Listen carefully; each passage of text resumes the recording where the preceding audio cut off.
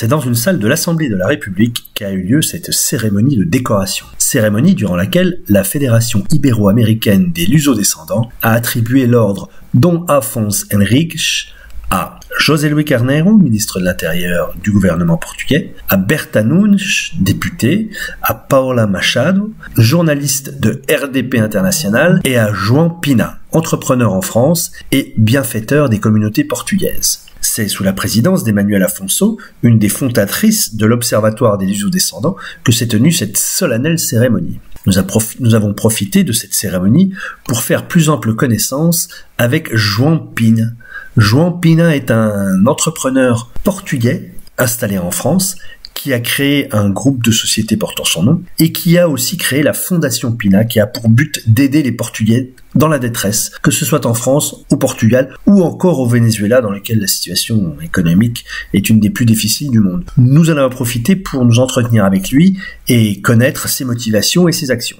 Nous sommes en compagnie de João Pina. João Pina, vous êtes un entrepreneur portugais basé en France. Vous avez fait une très belle carrière professionnelle et aujourd'hui vous avez été décoré par l'État vénézuélien, aujourd'hui à l'Assemblée nationale du Portugal, à l'Assemblée de la République du Portugal, parce que vous avez créé une association qui œuvre à aider les Portugais un peu partout dans le monde. Je vous laisse nous expliquer et nous présenter cette association. Bonjour à tous. Donc la fondation João Pina elle a été créée en 2019, suite déjà un parcours depuis 2013 personnel.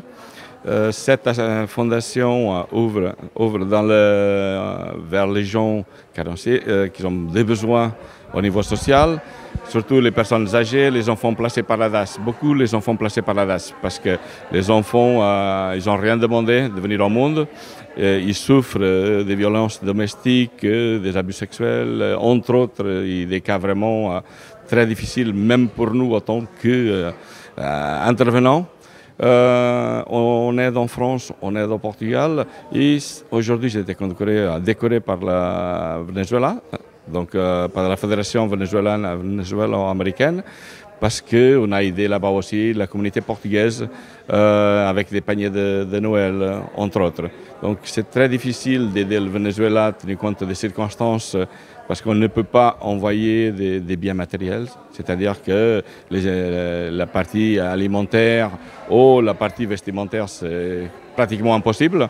Donc on a firmé un contrat, un protocole d'accord avec le gouvernement portugais, dans le cas occurrent la secrétaire d'État des communautés portugaises, pour qu'à travers l'État, on puisse envoyer de l'argent et acheter là-bas pour distribuer là-bas. Donc déjà aider le commerce local, et c'est très important parce que aider les grandes surfaces, c'est bien, mais l'essentiel, c'est les petits qui souffrent tous les jours. Donc on a mis un dispositif avec le gouvernement portugais et la fédération ibéro-américaine pour qu'on puisse ensemble, travailler ensemble et aider le maximum de personnes. Donc ça a été vraiment galère. S'il n'y avait pas la secrétaire d'État Berta Nunes, c'était très compliqué. Mais à travers le consulat des ambassades portugaises au Venezuela, on a réussi à faire quelque chose qui n'est pas énorme, tenu compte de la misère et de la pauvreté de la communauté portugaise là-bas. Donc, mais je sais qu'on a eu 200 familles qui ont passé un Noël différent, comme il a dit le président de la fédération, où la morue, où l'huile d'olive, le vin, le bol-rei, les produits portugais, ils ont été à la table de ces gens-là. L'objectif, ce n'était pas de faire un Noël identique, mais un Noël où beaucoup de Portugais, depuis longtemps, n'avaient pas le vin portugais, n'avaient pas le gâteau portugais, n'avaient pas les produits portugais, le riz, parce que tous les produits ils étaient d'origine portugaise et de fabrication portugaise. Donc c'est un peu comme voir pour ces gens-là qui ont tout perdu, avoir un peu de son pays à table, et je sais que le sourire il était présent. Et cette fondation, toutes les actions de son fondation sont entre autres financées par vos sociétés. C'est vraiment une œuvre personnelle que vous mettez une partie de votre fortune à disposition des plus faibles. Exactement. Comme il disait le secrétaire d'État, l'actuel secrétaire d'État, Paulo Cafof, c'est que j'aurais pu être derrière mon bureau en train de regarder grandir mes sociétés, les faire fleurir, mais j'ai voulu qu'une partie de cet argent puisse aller aux personnes les plus démunies. J'ai eu un accident grave où j'étais considéré mort. Donc je trouve ça comme une deuxième chance. Et à travers de cette deuxième chance, je me suis dit, on m'a donné une deuxième chance, alors pourquoi pas donner une deuxième chance aux autres qui en ont besoin. Donc on a commencé par Guarda, ici au Portugal.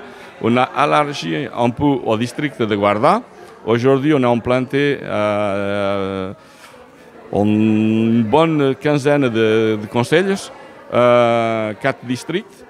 Et on aide du mieux qu'on peut. Ce qu'il faut savoir, c'est qu'on travaille avec des grandes sociétés françaises.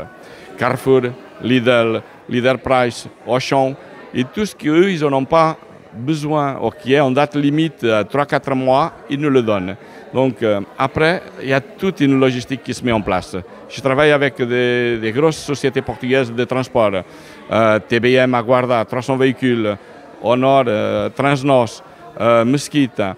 J'ai rendez-vous jeudi avec la plus grande société de transport portugaise, Partinter. Quel est l'objectif? L'objectif, c'est de ne pas baisser les bras, de pouvoir faire que ces sociétés puissent nous ramener à titre gratuit les produits et après avoir des gens ici qui puissent les distribuer avec les aides de la mairie, des services sociaux, pouvoir faire ce travail magnifique, c'est d'apporter un peu de confort, un peu de sourire, un peu de lumière dans les yeux, parce qu'il n'y a pas mieux que quand on donne à quelqu'un qui n'a rien, même si ce n'est pas beaucoup, mais seulement qu'on a pensé à lui, c'est déjà Noël tous les jours. Et ça, c'est fantastique. Hein. Merci beaucoup, João Pinho et João Pina, et bravo pour cette initiative. La French Radio, Portugal.